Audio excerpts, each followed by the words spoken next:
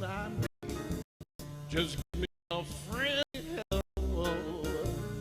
I guess I know the birdies in the trees all sing the seven leaves.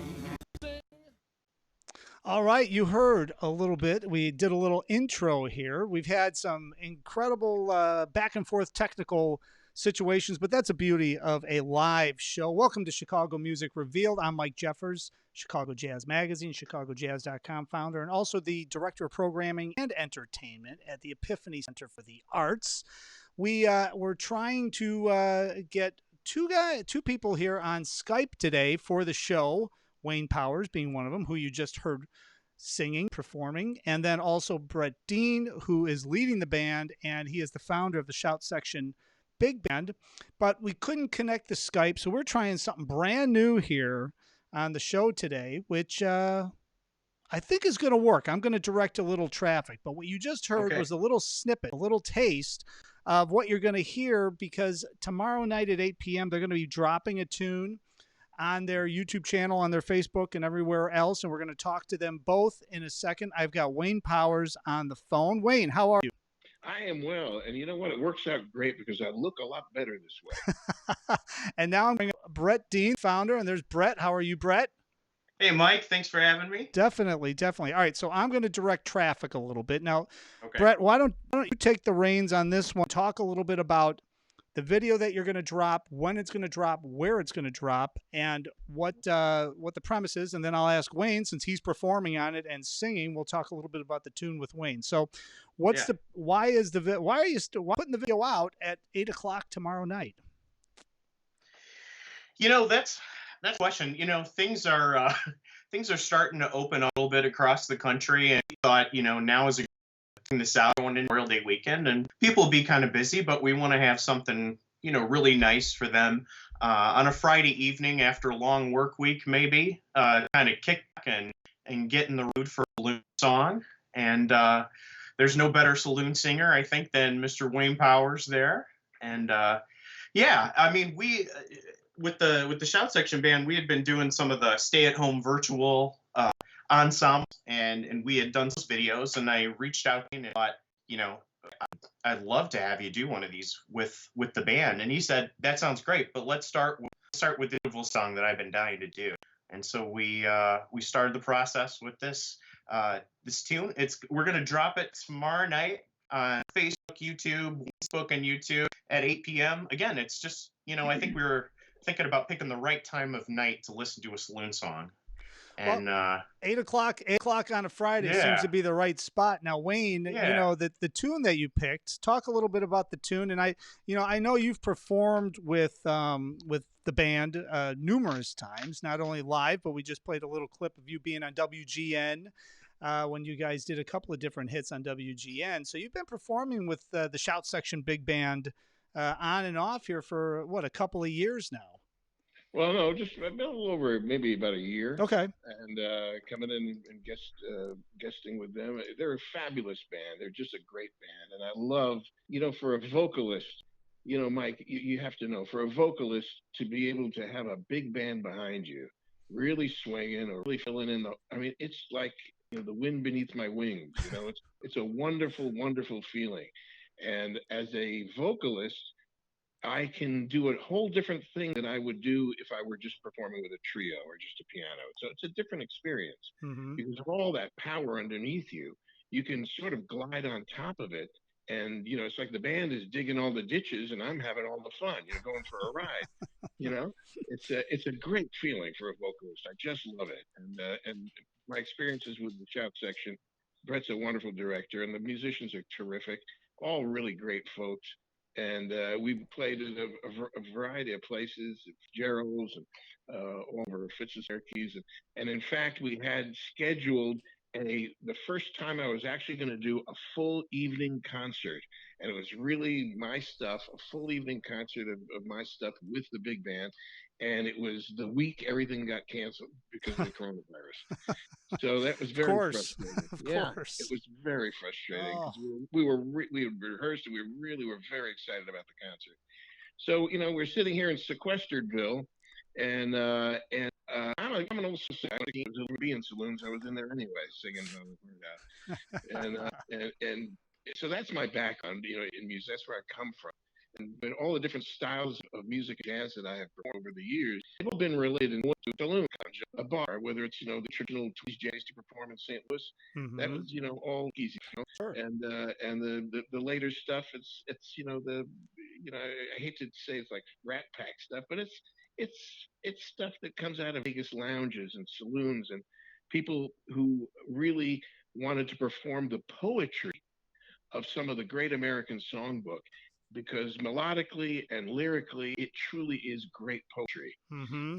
And the song we're doing is a song from Johnny Mercer and Jimmy Van Heusen. Now you can't get much better than that. No, not at all. It's the gold standard all the way. And Johnny Mercer had in the 1940s he wrote a song with Harold Arlen called "One for My Baby and One Sure. for the Road." Yeah. It's quarter to three. No one knows 60 days. Mm-hmm. It was started to stay back in 1940. And then Sinatra did up with Tommy Dorsey, and then he recorded it. And it's become that song has become identified with Sinatra for years because of brilliant way. And it's a classic quintessential saloon song. That whole feeling of being in a bar late at night, poor guys having some problems, need somebody to talk to, and there's wet quarters, soggy dollar bills on the bar, and it's that whole image and that whole feeling. We've all been there. We all know this guy. Maybe we've been this guy, Mm-hmm. and so we relate to that, and experiencing the note from musically that other people have experienced the same releases it in us. It's like blues. People in the blues is a sad thing. The release. The blues is a joyous thing to sing. And even darkest blues are a just thing to sing because they are a release. The same thing with saloon songs. Mm-hmm. Some of the old torch songs are a release. So anyway, so quarter to three, One for My Baby, and all that, 1940. Well, a lot of decades went. In the 70s, Johnny Mercer teamed up with Jim Van Heusen to write this tune, which we consider One for My Baby Part 2. And it's called Empty Tables. Mm. It's a great song. Nobody does it. Sinatra recorded it. He did it in 1975, an album he was going to call Saloon Songs.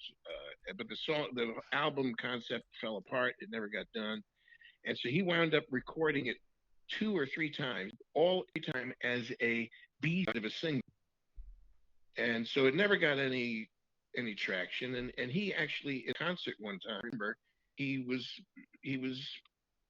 voicing his frustration that this wonderful tune has never gotten anywhere. Well, I said I'm gonna give it a shot, and if I can follow in the chairman's footsteps, I'm going to do that. And so I'm going to try and give this song voice because I've always loved this song, and it's one of the songs that very few people do. So we did it, and we got Stuart Seal, who's a wonderful, really wonderful young pianist with the Shout Section Big Band. He's got that Miller touch. He's got that Ralph Sharon touch when he wants to. He can really connect with me and catch my phrasing. There Mm-hmm. are very few piano players that really know how to do that.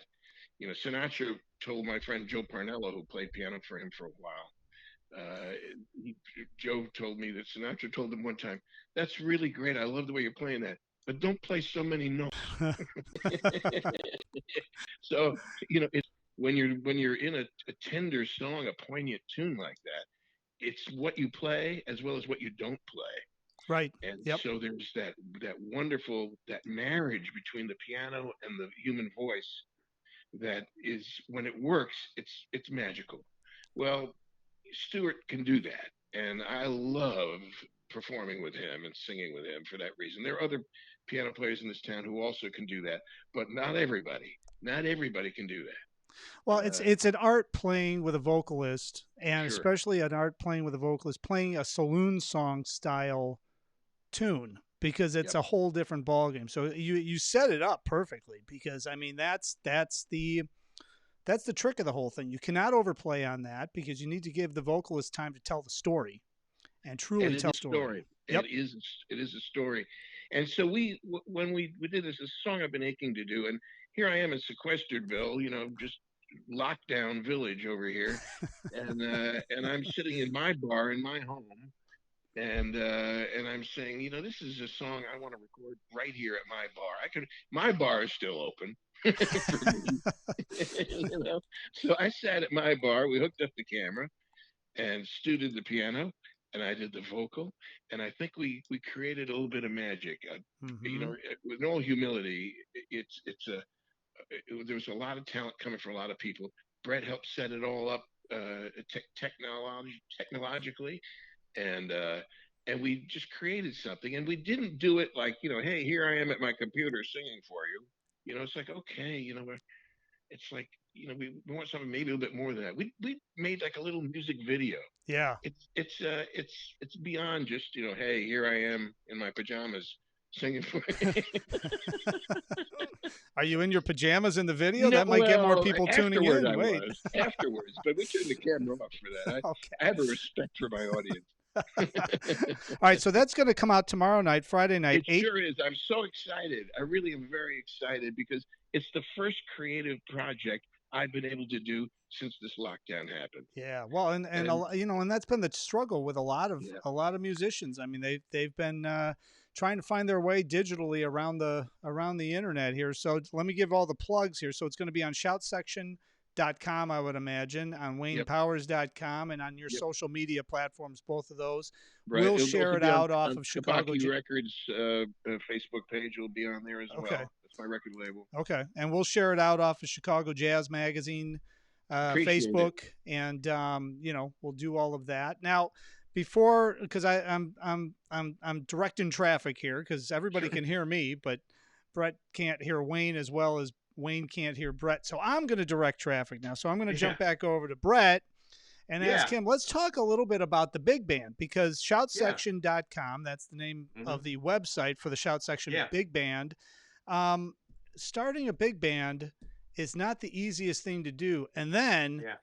actually keeping it going, and then coordinating rehearsals and coordinating schedules to even be able to perform anywhere. I mean, all of these are Yeah. daunting tasks that a lot of musicians understand, but a lot of Mm-hmm. the people that show up to your concerts do not understand. They don't have a clue. They're Mm-hmm. like, oh man, these guys sound great. They all must have just pulled up in one car and came in. This is fantastic.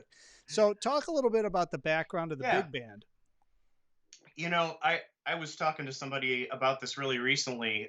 Where did this come from? Like, why in 2007 would you start a band from scratch? And uh, you know, I I think it was just from talking to mentors over time. As one of them had told me, you it's good to start someone else's scene, but it's also really good to start your own. And from there's so many great big bands in Chicago. We're blessed, I think, Yep. in terms of great big bands, and they all have a unique sound, and they're all a little bit different. And I mean, that's the best parts of the big band swing era right there. That each one had a little thing and had its own kind of sound. And you know, we kind of hit on a thing where we're playing for dances, and that kind of directs us to kind of focus on 30s, early 40s swing music and says at a dance tempo. Yep. Now the thing is about that, there's only so much out there, and that kind of led us to explore, the B sides of bassy records, and stuff that had the great classic sound, but maybe very few people have ever heard. So we we do deep dives into Buck Clayton and some of those arrangers, and we also I think the thing that kind of keeps it going and keeps it fresh for the players is we'll kind of we'll do the retro arrangements of modern pieces that we think can handle the transition back to a big band style. Sometimes I let the arranger surprise us, and say, can you something that's going to work? Sometimes I've got an idea, and a lot of times I'll work with the arrangers, and we'll go back and forth and make something that'll stick and that the audience likes and the dancers like, and that's really where Shout Section is right now. Now I'd love to do more like in a concept setting and things like that. And if there's a silver lining in the whole COVID experience the last few months is that we've been able to we haven't had to do anything at dance tempo in a long time, and we've been able to kind of go nuts. So the first thing we did was as the world was starting to fall apart, and I think right around late February there was a plague of locusts like traveling from the Middle East towards China, and we just started hearing about this virus, and there's political turmoil everywhere. So I talked to one of the Rangers, John Dorhauer, who I work with really often, and I Mhm. said, "Hey man, I think now's a great time to see if we can make a jazz big band arrangement of It's the End of the World as We Know It by REM."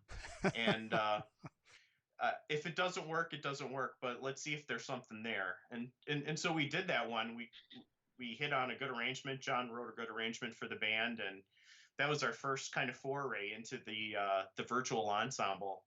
And I don't know, the thing caught a little bit of a tailwind and got like 25,000 views like pretty Wow. quick. And Wow.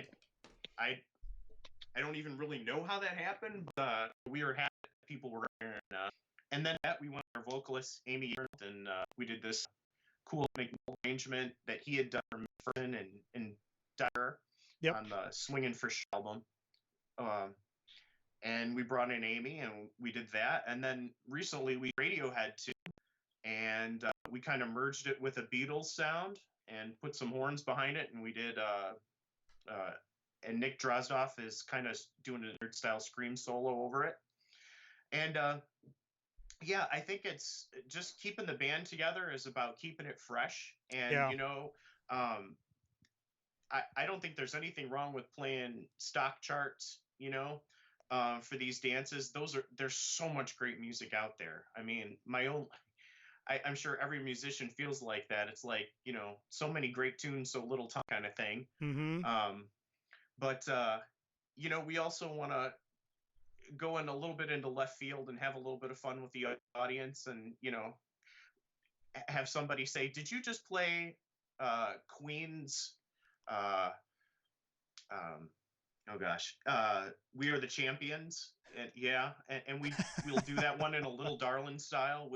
We like have a Neil Hefti like arrangement of that. So it's just bringing something new for the guys so that they feel energized when they go out there on the stand. Well, and also, I mean, making big band music accessible to Mm-hmm. the casual music fan, and that's really the key. And Wayne, Yeah. jumping back over to you, I Mm-hmm. mean, that's really part of doing this virtual video that's going to be out tomorrow night, 8 p.m. on all of the different social media platforms for Shout Section for Wayne Powers, and also WaynePowers.com, shoutsection.com, and then we'll put it out on Chicago Jazz Magazine social. Wayne, I mean, doing something like this and making it that video and being able to reach out, I think you're going to probably hit a lot of people that are casual music fans that maybe are not familiar with you as a vocalist, the big band as a band, but also even the tune. I mean, this is a tune that not a lot of people have heard. I haven't even heard this tune, so I'm looking forward to it. And I consider myself as knowing probably 99% of all of the Sinatra stuff because I love Frank Sinatra. So it's interesting that I haven't heard it. So this is going to be great. But also the way you're doing it and the way you're pushing it out on social, you're going to connect with a lot of those casual music fans that really actually like this stuff, just don't know what it is or how to even refer to it and how to get a hold of it, right? I know, I agree, and and you're talking about any of the older styles of music. When I, ragtime and all that kind of stuff. There's a lot of bad stuff out there. Yeah, There's a lot of people that think, oh, this is old style music. I can do that, right, and they can't. right. They're not capable of doing it. They don't. I remember, like, we had a 1920s band in St. Louis. It was a hot jazz 1920s band, and Mm-hmm. we did a lot of the old really hot. We had a C melody sax, and we had, I mean, all the original instrumentation. It was a roaring band. We had people from the St. Louis Ragtimers and people from the St. Louis Symphony, and we filled out the band, and it was a killer band. But what we were doing was the real deal. Yep. And then you go to like Straw Hat Pizza, and the guys with the straw hats and the garters, and they're they got the banjos going, and that's like, it's so it's so cliche that it's so far removed from the actual musical creation that music that type of music was, Mm-hmm. that it just gets further and further away. Well, the same thing happens with Great American Songbooks. You know, you hear some of the top 40 or rock musicians now putting out top 40, rather putting out Great American Songbook Yeah. albums. Now, some of them are pretty good. Some of them, they really should have stayed home that day. Yeah, I mean, it's not their genre. It's Right. just not, and it's not a genre that anybody can do. There is a set of standards that you have to apply to that genre. You have to pay attention to the lyrics. You have to be able to tell a story. You have Mm-hmm. to be able to pay homage to the melody, and then know when you can go off the melody. But I always try to, when I do any tune, I really try to pay a little bit of respect to the composer. Mm-hmm. If I'm singing straight out jazz, I'm still going to sing the melody first. Right. I Right. want people to hear the melody and hear the words that the lyricist wrote as close as I can get to them. Mm-hmm. Not to say I never mess up lyrics, because sometimes I do, but the intent is always to do the song as written with a little bit of flair and style that's mine, and then we set it free and we can play with it. And you set that groundwork, that foundation. Well, that's the way I approach a lot of my music. Mm-hmm. And so, but when I hear a lot of the Great American Songbook stuff and a lot of these Sinatra tribute artists and stuff, it's not a tribute the way some of these people are doing it. It's really not. I mean, I hate to break the news to them, but it's really not. Hey, Just because, hey, I'm not disagreeing with you. So hey, well, all I I'm think we're saying, all I on don't the mean to same denigrate, because page. everybody has a right to create and perform. Right. But you shouldn't think that just because you can lift up a glass of Jack Daniels that you can sing Sinatra's tunes. It doesn't work that way. No. And people think that Sinatra sounded so natural, and it sounded so easy and effortless. They have no idea how meticulous and what a hard-working vocalist he was. He was a musician in the true sense of the word. He worked every one of those tunes down to the nuance, the slightest nuance. His breathing was sensational. Everything about him, his phrasing, that wasn't haphazard. That wasn't just off the top of his head. He knew exactly what he was doing. He worked at it very hard, Mm-hmm. and that work never shows. And that's the tribute to the artistry and the work standard of a performer, is when the work doesn't show. You know, That's right. uh, Well, when it looks effortless. well, and same for an instrumentalist. Yep. If you're thinking about where the notes are going, you're not playing it. Right. It's called playing music, not working music. Well, You that's know, that's exactly it. I mean, and Brett, to your point, what you Mhm. do with the big band, and John Dorhauer's been on the show, one of the uh videos in the past. Great guy, great arranger. But I mean, Mhm. bringing to Wayne's point, you guys make it look effortless, and then when somebody has to come up and say, "Hey, was that a Queen tune?" That means to me that the band was able to just fall right into it, make it sound completely natural to play a Queen tune that way. Mhm. And to me, you're also reaching out and you're getting that other audience, that casual music fan that you're going to be Yeah. able to bring in. So then they'll go back and they'll start to discover the Sinatra stuff that they probably would never have listened to in a million years. And then all of a sudden Mhm. they'll be like, oh man, wait a minute, that band played, you know, End of the World as We Know It. And then what are Yeah. these other tunes? And they check it out. And of course, then they should all go to shoutsection.com and buy all your recordings and catch up on all of the back issues so that they can get a Yeah. full rundown of the entire band, right? But I mean that's really the premise. And I love the fact, because I've heard some videos of Wayne singing with the big band, and I think Mhm. Wayne's voice working with the Shout Section big band, and Brett, you tell me. I think it's perfect because his voice is dynamic. It's swinging. He knows how to perform, obviously, with all of his, not just musical acumen. I mean, he's been on hit TV shows and everything else, so he knows how to work in front of a band, knows how to talk to an audience, knows how to work with an audience, and the band behind him just falls right in. I think it's a perfect match. Brett, how did you connect with Wayne initially? Oh my gosh, it's a great story. I mean, maybe it's not. I love the way it happened though. We were doing a show at Fitzgerald's, and it was oh gosh, probably a year and a half ago. And in one of the breaks, this gentleman comes up and he's like, "Hey, I'm Wayne Powers, and you guys are sounding great. I've really enjoyed your show." And he was there with his family, and he's like, I'd love to give you my CD and have you listen to it a little bit. I think you'd really like it. And he was really great. I loved talking to him on the break, and it was obvious right from the get go, how much he knew about the music. I mean, that's instantly communicable. And Hmm. I, as I'm, kind of up there fiddling, getting ready for the next set, I'm looking at his CD. I'm like, wow, there's great tunes on here. Some deeper dives and everything. And one of the things that he had mentioned is he's like, if you ever want me to come sing with the band sometime, and usually that offer is made, and then the band leader will reach out and maybe the next gig or something, invite him along. Um, but I was like, hey, you know what? I'm going to go out to that guy that I was just talking to, and I'm going to see if he wants to do one right now. I didn't want to pass up that opportunity. And I asked Wayne. I was like, Wayne, is there anything you do right now? We've got a great book of tunes. Hmm. We've got a pretty extensive Sinatra library. If you'd like to take a look at any of those. And he's like, well, how about something that you guys probably play all the time? How about Under My Skin? And I was like, sure, let's do it. And so I turned around to face the band, who by this time was already up there getting ready for the next set. And I said, guys, get up under my skin.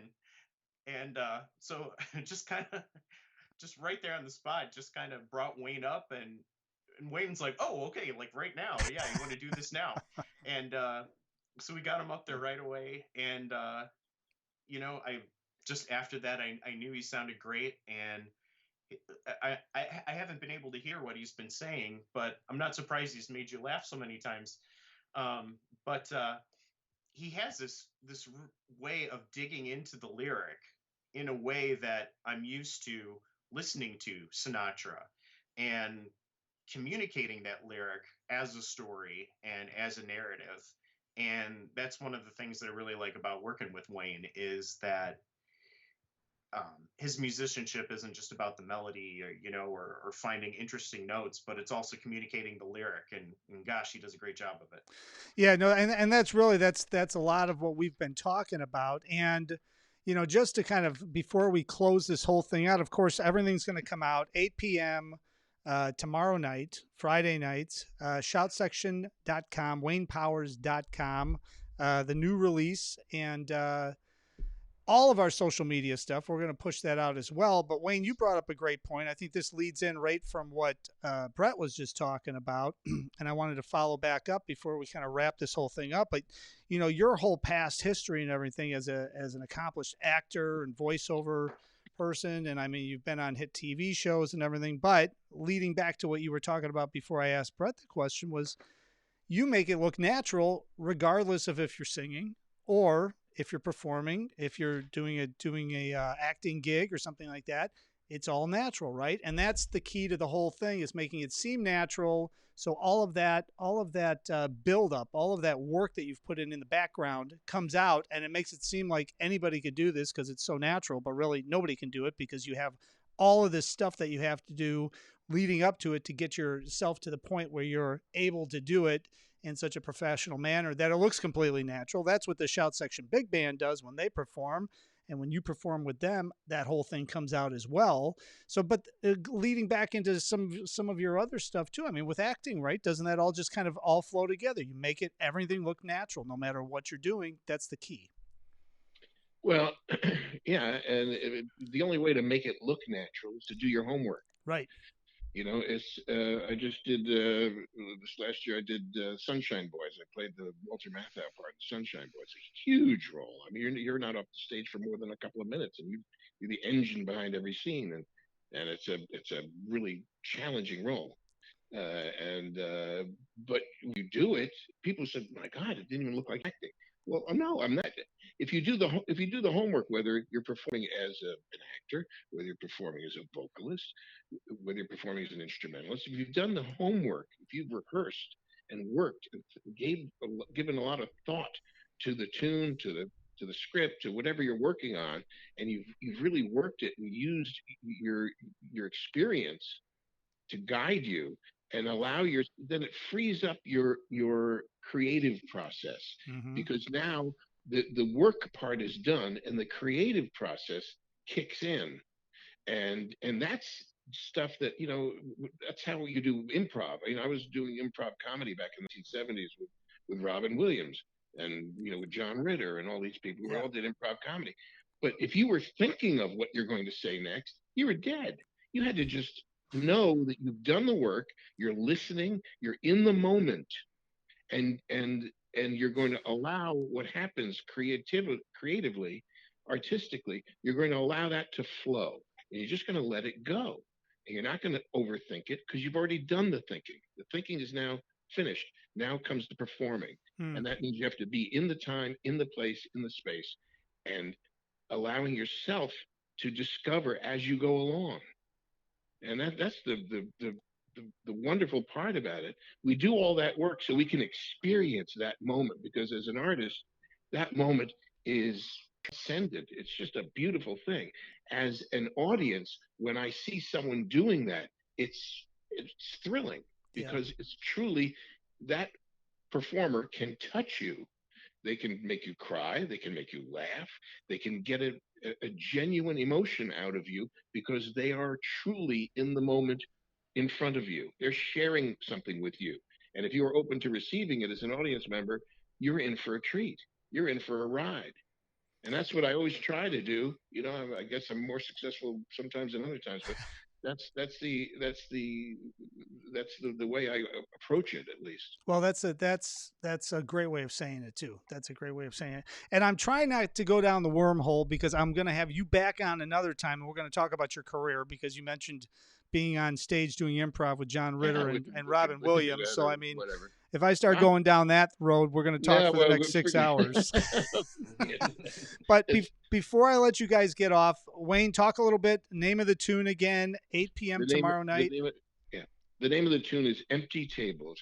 And here's the concept, Mike. Mm-hmm. I told you I've been in lockdown city over here. Well, I went downstairs to my bar, and I've got a full bar. I can compete with the Green Mill with my bar downstairs. And Dave doesn't like that, I don't think, because I got my own picture of Joey Lewis behind the bar. Well, Dave Gemolo might show up over at your place then sometime. I Be hope he careful. does. I love Dave, and I love the Green Bill. I mean, I just, He's the best. I miss that place so much. Anyway, but the tune is Empty Tables, and it, what I've been doing is I've been going crazy here, being locked down. I mean, I don't have a way to create. I don't have a way to express myself. I'm an artist. I have to have a canvas, and so it's not just financially for all the musicians, although it's a huge deal. Yeah. It's also creatively. How do you have to express yourself? You have to be able to have that line stay open, or it gets clogged up. Mm-hmm. So I wanted to have an outlet, and so I thought, you know what? Who am I? I'm the sequestered saloon singer. The and that's sequestered saloon singer. and I that's like that. That's a exact good. and that's and that's Perfect. exactly who I am, and that's exactly what I did. And we approached this as a sequestered saloon singer at his own bar. And here's what happens. And so you're in for a little bit of theatricality, a little bit of wonderful, wonderful Johnny Mercer and Jimmy Van Heusen music, and the brilliant piano accompaniment of Stuart Seal, and hopefully I'll take you along and tell you a story. Well, I'm And looking forward to seeing it. I know everybody that's watching this and that will watch this in the next 24 hours is going to be looking forward to seeing it. And that's tomorrow night, 8 yeah, p.m. Empty Tables premieres on shoutsection.com, on waynepowers.com, all of their social. We'll and share it on Chicago Jazz Magazine social as well. can I get one other thing in here Sure. for you to dump me out? I just want to thank you, Mike, for all you're doing, because I don't know if you have fully the idea of how much what you're doing means to the music community in Chicago. But whether it's from Chicago Jazz Magazine and all your support, I've been in many markets. I've only been in Chicago for a couple of years, but to see the enthusiasm and the diligence of the things you're doing to pump up the jazz community in this market is just really, it's amazing. And my hat's off to you. So I know I speak on behalf of musicians that I know and music I've never met. I know I do when I say thank you. Well, I appreciate that. Those are really nice words. And, we all got to stick together here and do as much as we can to get the word out about all this great music happening here in Chicago. That's for sure. So I appreciate that, Wayne. And you and I will be back on the show at some point in the next couple of weeks, and we'll talk all about your career. But I'm glad that we connected on this. And Brett, thanks so much for being on the show as well. The Shout Section so Big much, Band. Mike. You guys have been around. I know I've seen the name. I've seen you guys perform. So it's great to finally get everybody here connected and talking about this great release coming out tomorrow night, 8 p.m. And we will link everything up. Wayne, thanks so much. And I appreciate you jumping on the phone. We did a little audible, and it all worked. All the best to you. All right. Thanks, Wayne. And Brett, I appreciate you being on as well. And we're looking forward to the premiere tomorrow night on all of the channels, and congratulations on everything, because I know how much it takes to do a big band. So congratulations to you, and hopefully we will see the Shout Section Big Band somewhere in person sometime soon. Oh, I can't wait for that day, Mike. Thank you. Right. All right, thanks, Brett. Take care. See ya. Let me move that back over here, and there I am, and I've got to get that off. So, ladies and gentlemen, it has been a day of technology, but we made it work. So I appreciate everyone bearing with us, but hey, it was great having Wayne Powers on, having Brett Dean on, Shout Section Big Band. Hopefully everybody will check that out and check out the release tomorrow night, 8 p.m. I will remind everyone tomorrow, because we're going to be on the show tomorrow. It's our Blues Friday, so we're going to have Dave Katzman on, talking about blues in Chicago and beyond. He's always got some great info, great hits, so we're going to be doing that. I know we won't have any technology problems with Dave. And then we're also going to have Petra Van Naus on tomorrow night, and perhaps Andy Brown might join her too, her husband, I'm hoping. I haven't confirmed that yet, but I know Petra's going to be on. And so we're going to be talking about what she's been doing. Of course, she's the famous Petra Van Naus of the Recession 7. And all of her original stuff that she does everywhere with her husband Andy, and all of the other vocalese stuff that she does. It's going to be a great conversation. They're both from Cincinnati, came to Chicago. It's a great story, and we're going to talk about that. They do a live stream too on a weekly basis. So, okay, we made it. We made it to Thursday. So let's make it to Friday. Everybody stay safe. Everybody stay healthy. Remember what I always say: if you like what you're hearing, please share it. Please like it. Please tell your neighbors. Tell your family. Call the grandkids. Right here, Chicago Music Revealed. Tomorrow night, 6 p.m. Blues and Beyond with Dave Katzman, Petra Van Naus, and myself. What can't beat that? We'll see you tomorrow.